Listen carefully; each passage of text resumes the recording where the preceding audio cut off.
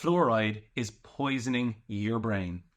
And it's poisoning the brains of your children and making them dumber. No kidding.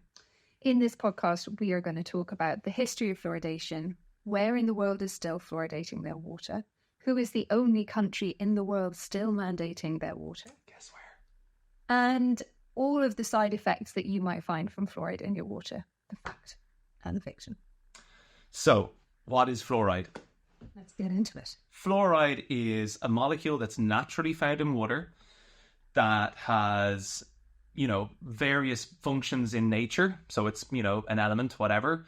But the kind of origin of fluoride in added to water is a different thing. And in fluoride, we're going to get into a little bit what happens even when you have naturally occurring fluoride at higher levels in the water, which is also a problem. But we want to talk about today adding fluoride into water, how it became a health program, and how that health program was ultimately not good for us. Ill-founded, bad-founded science needs to stop.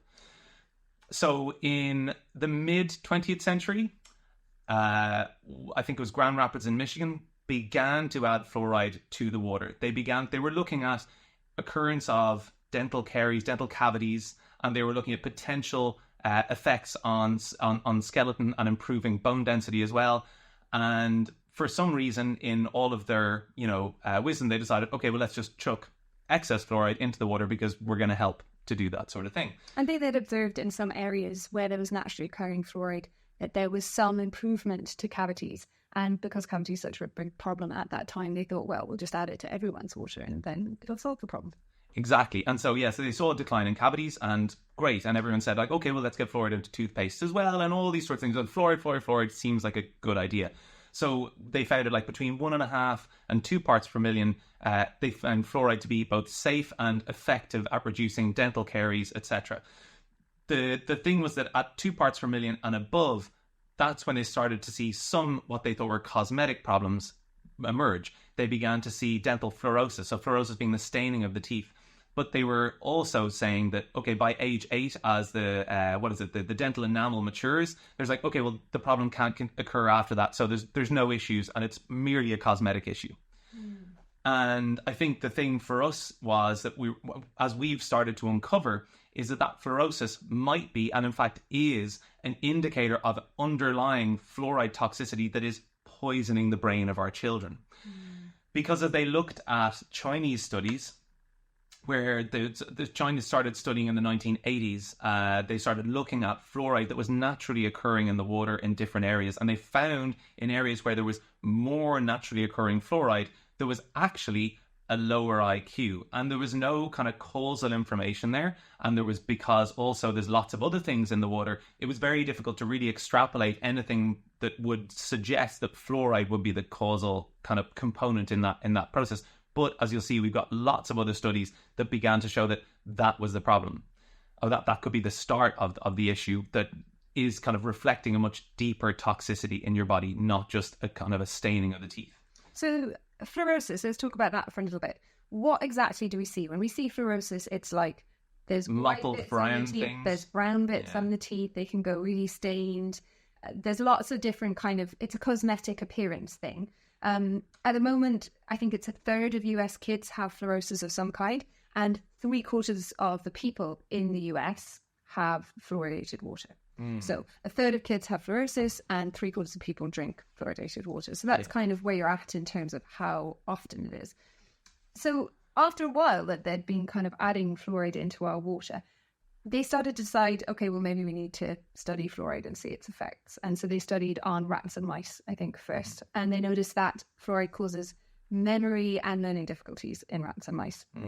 So that's a first indicator that we might go, is this a problem that we need to look a little deeper into? And rat and mouse model studies are not the end all, but they're definitely a big indicator that, yes, like more potential like toxicity might be accumulated in humans. We metabolize things differently, but definitely if you see something a mouse or a rat model study, you definitely then put it into a human study. Obviously, the problem was they were already fluoridating, so they couldn't really tell one from the other. So in China, like we were saying, when they started to look at the water, like generally they were looking at like natural fluoride occurring in the water. But what they found was in high fluoride areas, they had a gap, like a big gap of like 7 IQ point drop in areas with higher fluoride.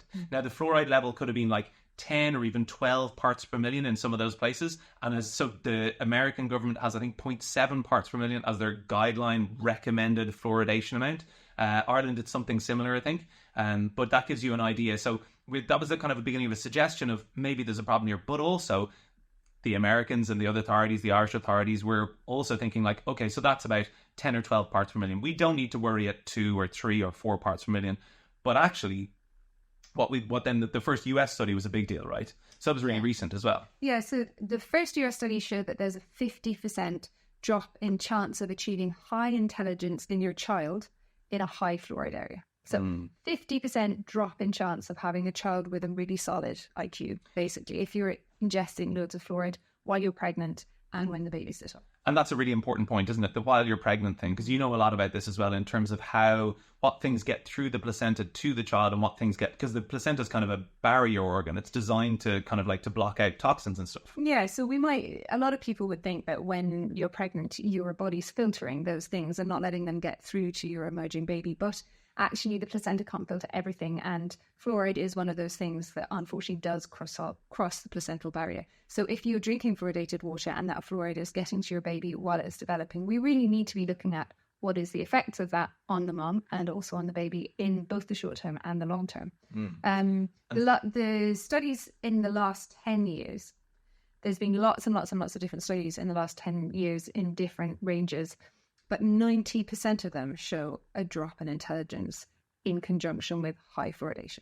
So that's a fairly conclusive amount. Exactly. I mean, again, it's not looking at it's correlation, not causation. But what they were showing was a corollary of roughly for every 0.3 parts per million excess fluoride you have in the water, you have a 1 IQ drop in your child. So that's like they're usually measuring IQ between 4 and kind of 12 years old to see kind of like after the exposure during pregnancy. Like you were saying, what is happening to the kids? Kids are also drinking the water as well as they're growing up, and what's actually happening. And this neurotoxicity, then we're beginning to see, okay, maybe there's more here. And actually the first study to really connect the dots was a Canadian study, which was really emphatic. It only came out, I think, in 2019. So in Ireland, there's like Fluoride Free Ireland has been a big, NGO, or a powerful NGO, certainly was in the early 2000s. And the whole fluoride debate had kind of died down. And in Ireland, there's not enough being done about it. I don't think there's anybody really representing our interests when it comes to fluoride and removing fluoride from water. We need to restart because, as you'll see, a lot of the big global authorities have used this study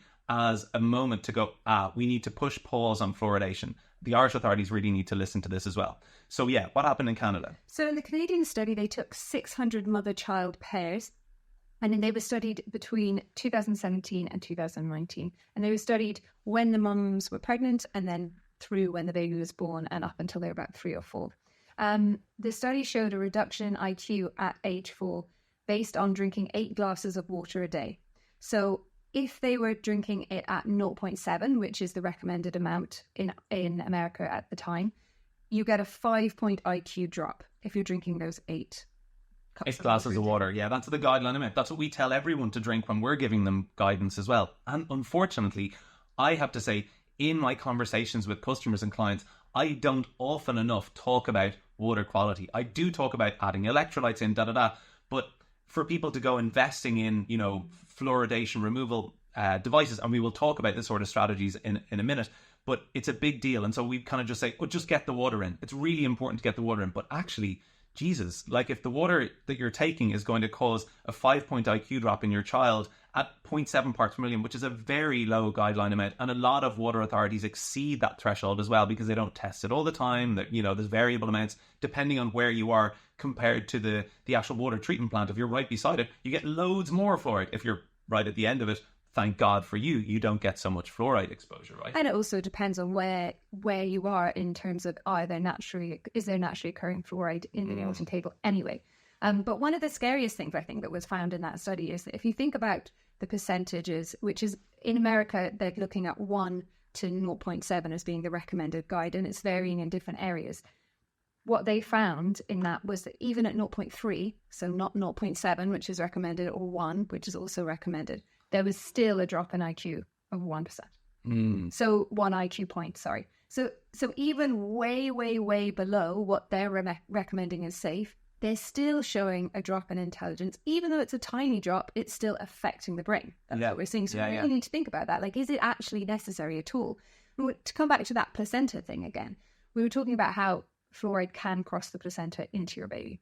But in this study, they also found that fluoride accumulates in the brain regions that are involved in learning and memory. So that's the place that it accumulates, so we can really understand why it might affect IQ. But it affects the proteins and the neurotransmitters specifically. So we really, really want to go, well, hang on, what's the balance then? Okay, it might make us have stronger teeth, but is stronger teeth more important than a really strong brain? That's a question that needs to bear thinking about, right? And also, we don't really know whether the fluoride, when it's in your water supply, is going to really affect dental cavities and dental caries, because you're drinking it. It's not staying in contact with the teeth. The reason why fluoride works potentially in toothpaste is because it's in contact with the teeth and then you spit it out. You rinse and spit. And actually, there's enough fluoride in a tube of toothpaste actually to kill a small child. So we need to be really conscious that it is a toxin. It's a known toxin. But also, yes, if you're just going to drink it, consume it, and not even rinse your mouth with every mouthful of water, it's really not doing the job it was intended to do. So then we come on to this Mexican study, which really kind of confirms and reaffirms what you're talking about, which is like where it accumulates in the brain and how it damages the brain. Because the Mexican study, which was, I think, again around 2014, 2019, they showed, again, with higher fluoride consumption, so there's more fluoride. They tested the urine of mothers, and they showed that the higher the fluoride being excreted, they actually had a 6-point on average IQ drop in higher fluoride consuming mothers. So that's in the children of those mothers. And also they showed, and they didn't talk about the percentage of this, but there was an increase in ADHD and the tendencies towards attention deficit and hyperactivity disorder in those that had higher fluoride as well, which makes sense, right? Because if it's going to affect neurotransmitter function, if it's going to affect protein synthesis in the brain, all of these sorts of things, complex parts of the most complicated organ that we have, it is definitely going to have an effect on development, which we all understand is something that is how ADHD develops. It's a developmental disorder, right? Yeah, and that was a really significant study because it was also all the way up to age 6. So from pregnancy all the way to age 6. So it's a long study. You're really getting to see detailed analysis of it. And also, really critically, this is the first study where they managed to isolate the mercury or the fluoride from all the other potential toxins. So they isolated, they controlled for mercury, arsenic and lead as well. And so it's not those things that are causing this. Your body's also being put under pressure from them as well. But actually, in this case, it is definitely the fluoride that's causing the problem. Okay, so let's just recap. Fluoridation started years ago because we noticed that there was an increase in dental cavities. We needed to do something about it. They had a hypothesis that putting the fluoride into the water was going to make the teeth stronger. And indeed, early studies showed that it did make the teeth stronger and it improved cavities in a sort of small enough way. But anyway, it did do it. So they continued. They had to experiment. They found that certain amounts caused fluorosis, which caused the discoloration of the teeth and the brownness. That was a cosmetic problem. So they brought it down and they brought it down and they arrived at this 0.71 thing. That's where we're at in the US today. And we've seen this IQ situation with all of the studies that are going on. So that's kind of, we're looking at that now. We're going, well, we've had enough time to look at this, to weigh up the consequences of our teeth versus our brain. We've now had enough studies that show correlation between too much fluoride and a lower IQ and also the hyperactivity disorders. And at this point, I think it's really important to look at, well, where does actually still fluoridate? Because we're in 2024 now, so have lots of countries banned it? And in fact, lots of countries banned it a long time ago. Yeah. So I think it was like Sweden, Denmark and Finland. The smart ones. Always. Sweden, Norway and Finland. Some of the smart ones. Some of them. Found in the 70s. Germany in 75. Denmark changed its ruling around 75 too. France then came on board in the 80s, and they all banned it for reasons of possible links to brain disorders, intelligence, cancers. And there was one other one that I'm just trying to remember.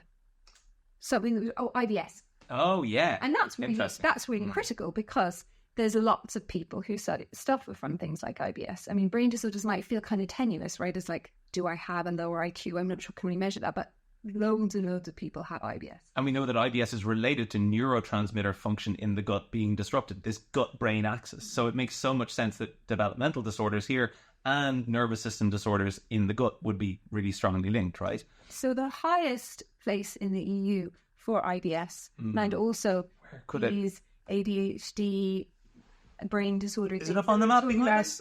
Also happens to be the only country in the EU to mandate fluoride. By laws, you can't not get it. You have to get it. And the only democracy in the whole world to mandate. Yeah, super smart.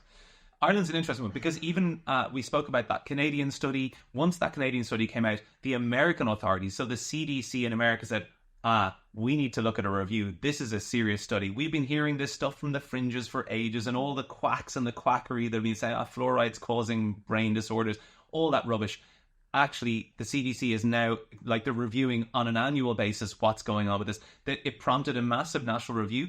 They then put out a secondary review. You know, there is a real problem here because I think, as we're gonna discuss, there's obviously some reason why it's being put in the water, that it won't go away even when there's strong science to say it shouldn't be there. The CDC is a big juggernaut to turn around. Ireland's a small country, so why on earth would we not be able to independently as a nation flick the switch and stop it? And like, the thing is that since 1964, I think, the Irish government has been supposed to carry out a review of dental or of fluoride addition to water and its potential safety effects, as in like looking at the potential danger or risks. They've never done a risk analysis. And their reason was, when questioned recently, the population is too small. Yeah. Too small for what? Too small for us to care? Too small to have a government, maybe. Too small to have intelligence? I don't know. Too small to have healthy gut? What's too small? So now we're in this situation where the EU, because we are now in the EU in Ireland, have gone, hang on, Ireland, you are actually now failing to meet all your water safety standards. Yeah, so Ireland's being sued by the EU because we have knowingly included THM's trihelomethanes in our water supply since, I think, the earliest reported notification was 2012. So the EPA has known about this. That's the Environmental Protection Agency, has known about this for, 12 years at least. That's the first time it was flagged. They haven't been the ones talking about it. It's been Irish people like you and me who've gone out and tested their water for this stuff and raised it as a red flag. And the EPA has gone like, okay, we'll look at reviewing the water processing and the treatment. Since 2014, they were asked by the EU to remove or to make sure the THMs are gone from the water. They were given 6 years to remove it. Ireland's not a third world country. We actually have supposedly, high values, high standards for, food, water, shelter for our citizens, for our inhabitants. And yet 6 years later, the EU came along and said, have you done it yet, lads? They're like, oh, no. We'll have it all done by 2026, though. Is that okay? They're like, but our no. population's too small. Our population's too small. Study. But it's also too big to make these changes. And the THMs, to be conscious of what the risk is of this, I know it's not fluoride, this is a bit of an aside, but THMs are a known probable carcinogen. 240,000 people in Ireland being exposed to this. And it's not in the papers, it's not on the news, nobody's doing anything about it. So let's go back. The THMs, they come about from chlorine added to our water when it mixes with like organic matter like leaves and waste material and plant bits that are in our water, and they combine together to make these things. So even that in and of itself, the fact that they're present in our water shows that the water quality is below standard. And then when you add in the fact that we are the only country to mandate across all of our counties with fluoride, which we now know is a known brain degenerator and probable cancer causer and IBS disruptor, we're looking at water quality that's like beyond substandard, like scary bad. Not fit for purpose. And I'm sitting here, we were doing these studies, we were really reading up on this stuff, we were reading the facts, and I was thinking kind of slightly smugly, well, I've got a really good water filtration system. I've always had one since I've lived here the whole time. But then I'm remembering and reading that, of course, we absorb this through our skin when we shower and when we bathe. So if you have your great water filtration system, but you haven't also got it on your shower head and your taps in your bath, our skin absorbs 70% of what it comes into contact with. So we're absorbing it through our skin anyway. Yeah, exactly. That's the problem. We have so many. Most of the issues that are caused by environmental toxins, they're really hard for us to nail down where they're coming from because you've got multifactorial exposure. You've got exposure from what's in the air that you breathe, you've got exposure from what's in the water, you've got exposure from what you're putting on your skin. All of these things are adding up. And the problem is that all of the studies that look at maximum permitted or safety levels, they isolate for the single intervention, because that's what you can study. You can't study all the interventions. You have to be able to isolate it. But the problem is we're not isolated. We're in it all at once, right? Yeah, it's like a soup. Exactly, it's literally a soup. So you were looking at this guy, the professor of dentistry in Toronto University, right? So he's one of the guys. So Canada seems to be kind of on top of this stuff, or they're at least paying attention to it. And what was he saying about the dentistry industry? So Dr. Harry Lineback, he's a professor of dentistry at Toronto University, and he's also a consultant to the Canadian Dental Authority, right? So he's a big deal in dentistry. He knows this stuff. He claimed recently that fluoridation had actually contributed to the multi-million-dollar cosmetic dentistry industry. That he actually felt, in fact, that his words were it had given birth to the cosmetic dentistry industry, and that currently more money is now being spent treating dental fluorosis than would have been spent on dental cavities in the water if the water wasn't fluoridated. It's wild, isn't it? That's a really interesting, really emphatic point, isn't it? So we've spent more money on fixing the problem than we would have by just not having the problem there in the first place. Yeah. Like madness. Absolutely madness. We created an industry. We created an industry off the back of it, which is a multi-million-dollar industry. So it's like always that, isn't it? You follow the money and go, hang on, who's profiting from this? When it comes to who's profiting from this, back to our fluoride for just 1 second, our little old Irish fluoride problem, because there's been lots of investigations into where does Irish fluoride come from. Because lots of, the Irish authorities buy fluoride, also all the Irish group water schemes, so the individual kind of like private group water schemes, they also buy the fluoride. Guess where the fluoride comes from? Do you think it's really produced in a laboratory? No. Do you think it's maybe made on an organic farm? No. Do you think it's like something that just kind of comes down in the clouds naturally? No. Do you think it's like a lovely naturally occurring mineral that we just dig up from the earth? No. I'm afraid, unfortunately, that Irish fluoride, so hexafluorosilicic acid, is a waste compound that is produced by the heavy industry, fertilizer industry. So it's so toxic that they have it as something they have to get rid of. They have to pay hundreds and hundreds of dollars to expose it safely. Hundreds, millions of dollars. But yes, they don't. In fact, we pay them for it to put it into our water. It's yet another situation. And unfortunately, if you kind of think about the amount that we're using, it does make you wonder, if you follow the money, why on earth Irish water is still being so heavily fluoridated? It's a concern. Yeah, I mean, it's highly corrosive and it's contaminated also with a number of heavy metals, including, guess what? Arsenic and arsenic, which we've all been told when you're pregnant, for example, you need to be really, really careful of. Can't eat that fish. It might have some mercury in it.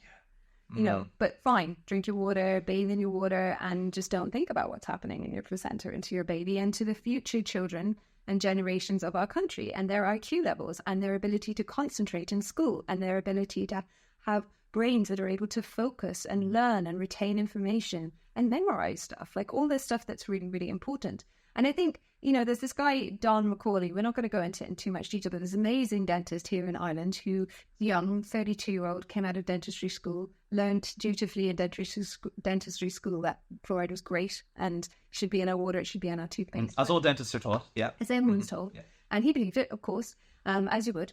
And then he had a number of his patients saying to him, like, we've been reading this stuff about this links between fluoride. And because he's a cool dude, he was like, okay, I'm going to look into this. And during his looking into it, he found all of these studies that we've been talking about. And so he started going, okay, well, this is a bit concerning. I'm going to write to all the different boards, the Irish Water Supply Board and the different counties of Ireland, and say, like, well, how much is how much fluoridation is there in our water? What are the links? Where are the studies?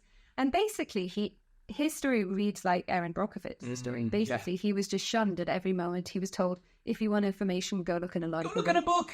What? Look at a book. He was literally told that by one of the county councils. That's enough for me to say, like, somebody needs to be sued, somebody needs to be stopped. That's horrific. He even started getting, like, aggressive phone calls, people telling him he should stop looking into from his own profession, unfortunately. And told what political party was he affiliated with, lots of really threatening thing. And so he doubled down on it and used the Irish Freedom of Information Act to request that information to be sent to him. And again, he was met with silence and threats and all sorts of scary tactics. to the point at which we are now today, where the EU is suing us because our water is still substandard. And in the 6 years, they still haven't managed to, they've only managed to get 18 of the 31 places in Ireland that weren't meeting with standard up to standard. And the rest, they said, they will try to do better with and get figured out by 2026. And in the meantime, they've upgraded their equipment and they're still continuing to monitor and notice new sites, which weren't the original sites. So how many of us are there? I mean, some of the things were Wicklow, that's where I live. There was Cork, Castletambear and Cork was one of the worst areas. Limerick, another really bad one. So there's lots of us living in these areas and just not being told about it. Exactly, yeah. So if you, like us, are concerned, what can you do if you've already been exposed to it? Your children have been exposed to it. You have it in your water today. You've got a glass of water in your hand while you're listening to this, and you're wondering what steps can I take now? So there's a number of things you can do. The first thing is you really need to look at filtering your water. Let's talk about the letter writing as well a little bit later on, because we definitely need to address the authorities in this. Like, we're putting out this information, you guys need to grab it and do something with it. But in the short term, let's stop that fluoride from coming into your house and get a fluoride filtering water filter. There's a great new company called Zero Water that produces jug filters. So your Brita water filter, it's not going to cut the mustard. It's like a very coarse particulate matter. Like, it reduces total dissolved solids. Like, as in, if your water looks a bit dirty, it's going to remove that. But you can't see fluoride. It's the stuff you can't see that's always the most pernicious, because that's the stuff that gets by, guess what? Your blood-brain barrier, all these sorts of things that starts to cause neurotoxicity, all these sorts of damage to young and older brains alike. So get yourself a Zero Water filter, or get yourself a YVE water filter, EVA water filter. They filter less than 0.3 of a micron, so you're going to get somewhere between 50 and 90% of the fluoride filtered out of your water. We can't give you more data than that, but I'm afraid the EPA won't either. So that's your first thing. Then look at your detoxification organs in your body as well. Think about how you can nourish them. Look at the liver, look at the kidneys, look at the colon. Always the colon first. Make sure the colon is removing waste first, because everything else is going to be chucked out of your tissues into that colon to be got rid of. So think about things like, look at like probiotics, look at clays like bentonite clay, look like diatomaceous earth, look at slippery elm, look at fibers like aloe vera, all these sorts of things. Do we in fact have a detox protocol? You could actually go and look at our detox protocol that we'll definitely put up here, or here for you to go and look at. A detox protocol is definitely the place to start. Thinking about neurological toxicity, that is a different level, right? So we need to think about what chelators get past the blood-brain barrier. Go and do a bit of research on that yourselves. In the meantime, think about things like alpha-lipoic acid, think about things like PQQ, paraquinolene-quinone, think about glutathione and liposomal form.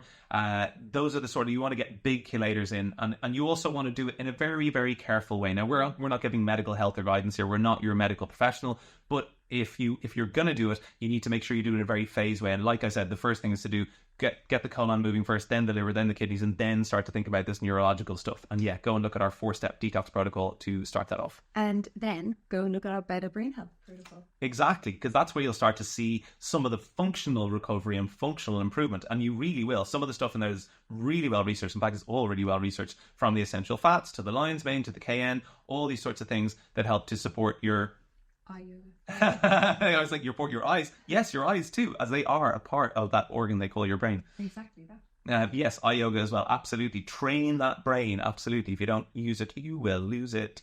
So you were talking about letter writing.